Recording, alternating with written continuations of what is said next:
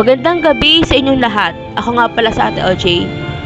Sabi nila ang karma ay parang utang, walang takas, at laging may kasamang interes. Sa nakaraang episode, huli sa akto ni Ava ang pagtataksil ni na Emma at Olivia. Ang akala ng dalawa, tapos na ang laban. Ang akala nila, mananatiling basahan si Ava habang sila ay nagpapakasasa sa kanilang nakaw na ligaya.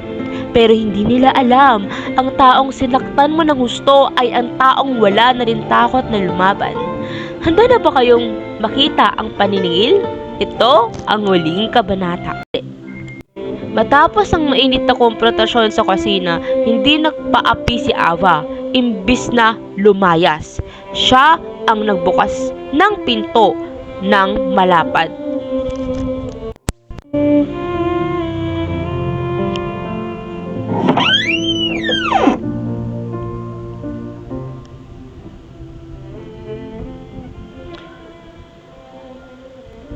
Layas! Ngayon din. Ava, gabi na. Saan mo kami? Gustong pumunta at saka kalahati ng gamit dito sa akin. Kalahati? Emma, baka nakakalimutan mo. Ang pangalan ko ang nasa contract ng apartment na to. Ang pera ko ang pangbayad sa kuryente at tubig na ginagamit nyo para sa kalandian nyo. At Olivia, yung damit na suot mo ngayon, regalo ko yan ng birthday mo, diba? Isama mo na yan. Isama mo na rin ang basurang girlfriend ko. Bagay kayo, isang sinungaling at isang ahas. Fine. Akala mo naman kawalan. Oo. Halika na, Emma. Iwanan na natin yung bitter na yan. Akala na Emma at Olivia naging madali ang lahat. Pero hindi alam ni Emma, bago sila lumayas, may ginawa na si Ava.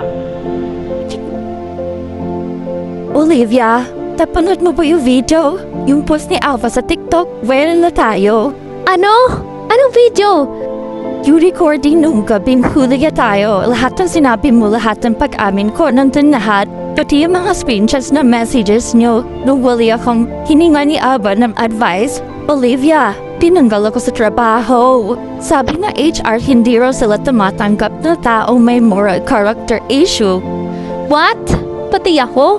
Emma, pinagtitinginan ako sa office. Sinad ni Ava yung video sa lahat ng GC ng friends natin. Siraan ang reputasyon ko.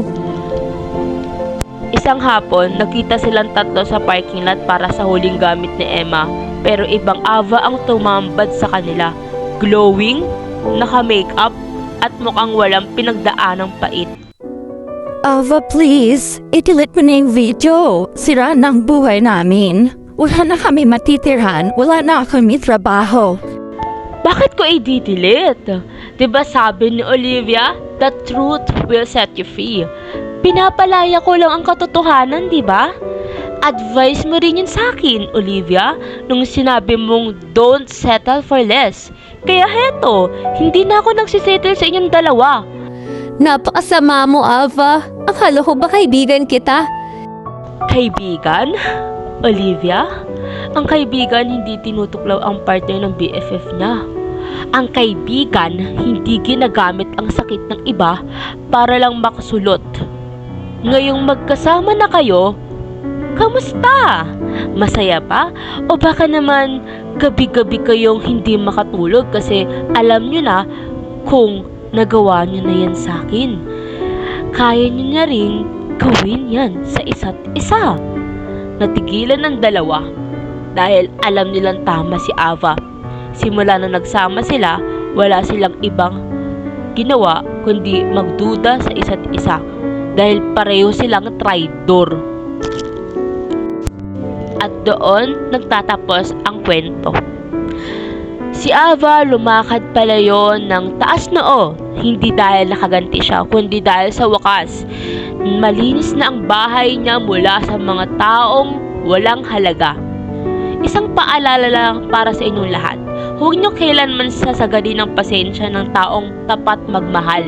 Dahil kapag ang isang Ava ay natutong lumaban, asahan mong ang advice na ibinigay mo ay siya ring advice na tatapos sa'yo. Muli ako sa Ate OJ, huwag magbulag-bulagan, huwag magpaapi dahil sa dulo ng bawat traidoran ang katotohanan ang laging nananalo.